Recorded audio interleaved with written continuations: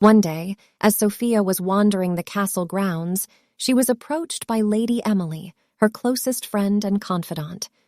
Emily had always been a source of comfort and support for Sophia, and she was grateful for her presence now more than ever.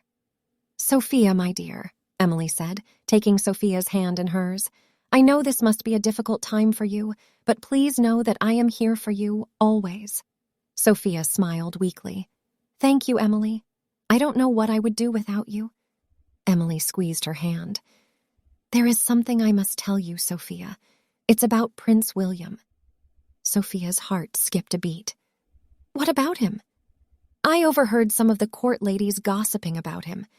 They say he has been spending a lot of time with Lady Isabella, the daughter of the Duke of York, and they say he is planning to ask for her hand in marriage."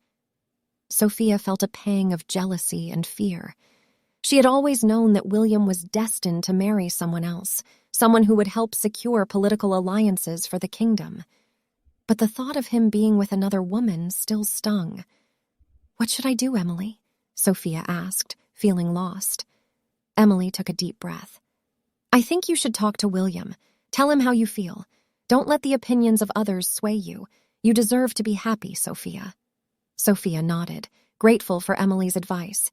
She knew it would not be easy to confront William, but she also knew it was the right thing to do. She was determined to be honest with him and with herself. The next day, Sophia summoned her courage and sought out William in the castle gardens. He was sitting on a bench, reading a book, and looked up when he saw her approach.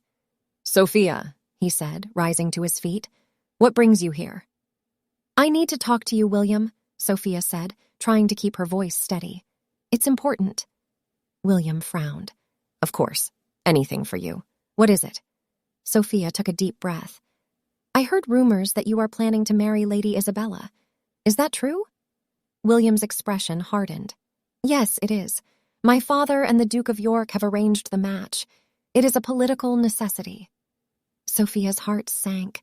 She had known this was coming, but it still hurt to hear it from his lips. "I see," she said, trying to keep her voice even. "I just wanted to be sure. Thank you for telling me." William looked at her, his eyes softening.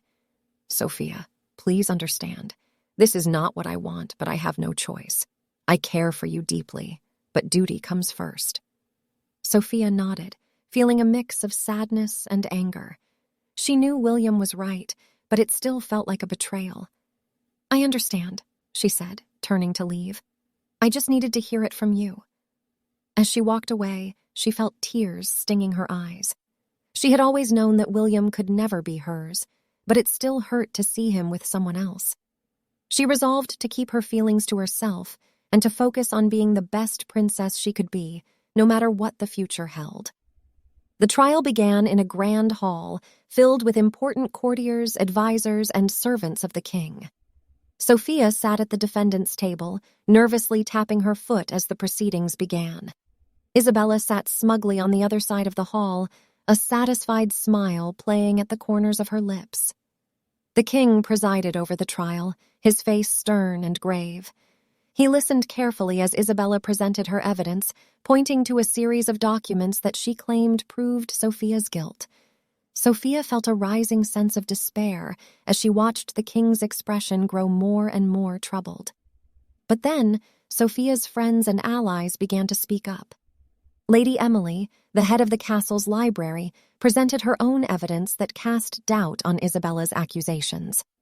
Lady Beatrice, the kingdom's foremost herbalist, testified that Sophia had been with her on the day of the theft and could not have been in the treasury. The tide of the trial began to turn, and Sophia felt a glimmer of hope. But Isabella was not giving up so easily. She presented more documents and called upon several witnesses to testify against Sophia.